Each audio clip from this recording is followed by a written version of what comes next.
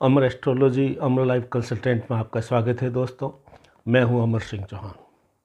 आज हम एक नए विषय पर बातचीत करने जा रहे हैं जो थोड़ा आध्यात्मिक और थोड़ा देवीय विषय है। और विषय का शीर्षक है घटनाओं का पूर्वाभास होना। आप देखा होगा कुछ लोग होते हैं जो कई बार घटना घटित होने से पूर्व ही उनको मालूम पड़ जाता है कि परिवार में या समाज में या देश में या रिश्तों में कोई ऐसी घटना घटित होने वाली है। तो ऐसे जो व्यक्ति होते हैं उनके जन्म कुंडली में कुछ चीज़ें होती है जिससे हम पता लगा सकते हैं कि ये व्यक्ति घटनाओं का पूर्वाभास जो होता है उसकी योग्यता रखता है, पात्रता रखता है, ज्ञान रखता है। ये आज हमारी चर्चा है। ये घटनाओं का पूर्वाभास सिर्फ उसी व्यक्ति को होता है जिसके ऊपर परमात्मा का विशेष आशीर्वाद हो। तो आइए हम कुंडली के ऐसे 7 सूत्र जो है उनकी चर्चा करेंगे, जिससे हम कुंडली से पता लगा सकते हैं कि ये व्यक्ति जो है घटनाओं का पूर्वाभास होने का ज्ञान रखता है या रख सकता है। सबसे पहले जैसे कि बताते हैं कि सबसे पवित्रतम सबसे शुभ ग्रह कुंडली में गुरु, देव गुरु बृहस्पति जो होते हैं वो सबसे शुभ होते हैं। जिस व्यक्ति की जन्म कुंडली के लगन में यानी फर्स्ट हाउस में अगर देव गुरु बृहस्पति बैठे हों तो वो व्यक्ति इस प्रकार की पात्रता रखता है। उसको घटनाएं घटित होने से पूर्व ही पता लगने लग जाता है, आभास हो जाता है, अंतर्ज्ञान हो जाता है।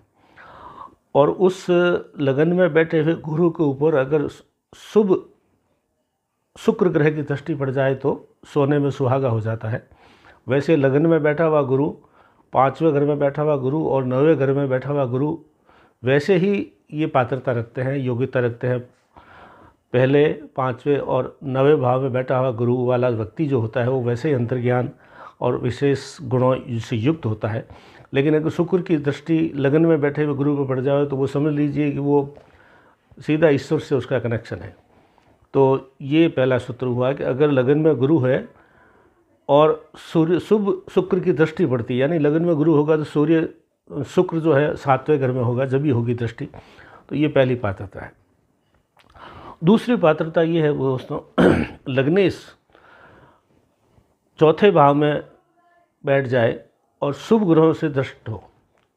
लग्नेश 4थे घर में चला जाए यानी सुख भाव में चला जाए और 1-2 शुभ ग्रहों की दृष्टि भी उस पर पड़ती हो। ऐसा व्यक्ति भी पूर्वाभास से उसको घटनाओं का बारे में मालूम पड़ जाता है और भूमि, भवन, वाहन, सुख सुविधाएं तो सब उसको मिलेगी, क्योंकि लग्नेश 4थे भाव में है। तो ये तो है ही। तो लग्नेश 4थे भाव में है और शुभ ग्रह से दृष्ट है तो भी इस प्रकार का ज्ञान उसको होता है। तीसरा सूत्र है लगन का स्वामी यानी 4th लॉर्ड सुख भाव जो है लगन, चतुर्थ जो भाव जो है 4थे भाव का स्वामी 4थे में ही बैठा हो, 4थे भाव का स्वामी 4थे भाव में बैठा हो तो भी पूर्वाभास और पूर्व ज्ञान, अंतर्ज्ञान उसको हो जाता है। ये जो है तीसरा सूत्र है। चौथा सूत्र है चतुर्थेश यानी 4थे भाव का स्वामी वर्गोत्तम हो। वर्गोत्तम कब होता है?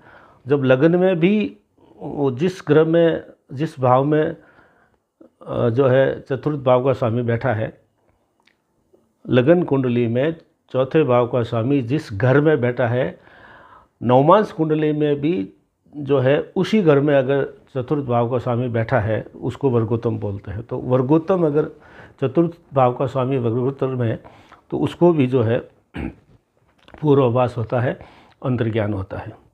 5वां सूत्र है 4थे में गुरु बैठा हो सौगरी होकर के।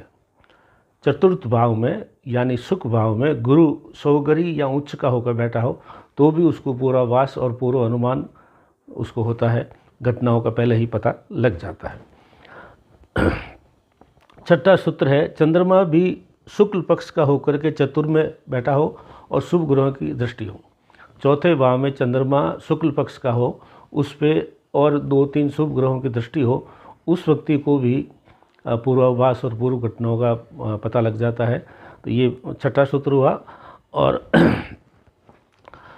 7वां सूत्र है दोस्तों 9वें भाव का स्वामी यानी भाग्येश अगर चौथे भाव में हो, नवम भाव का स्वामी चौथे भाव में बैठा हो और शुभ ग्रहों से दृष्ट हो या वैसे ही चौथे भाव में बैठा हो, तो उसको भी घटनाओं का पूर्वाभास, घटनाओं का पूर्व छाया उसको अंतर्ज्ञान में पता लग जाता है कि ये घटनाएं होने वाली है। घटना शुभ और अशुभ दोनों में से किसी प्रकार की हो सकती है, लेकिन उनको पता लग जाता है। ऐसे व्यक्ति को ऊपर परमात्मा की विशेष कृपा होती है। परमात्मा से उसे कुछ तरंगें या कुछ सिग्नल मिल जाते हैं जिससे वो पता लगा लेता है, चाहे स्वप्न के माध्यम से हो या जंजाल। जो जंजाल क्या बोलते, दिन में बैठे बैठे थोड़ा 1 मिनट के लिए सपने टाइप की चीज़ आती है, उसको जंजाल बोलते हैं।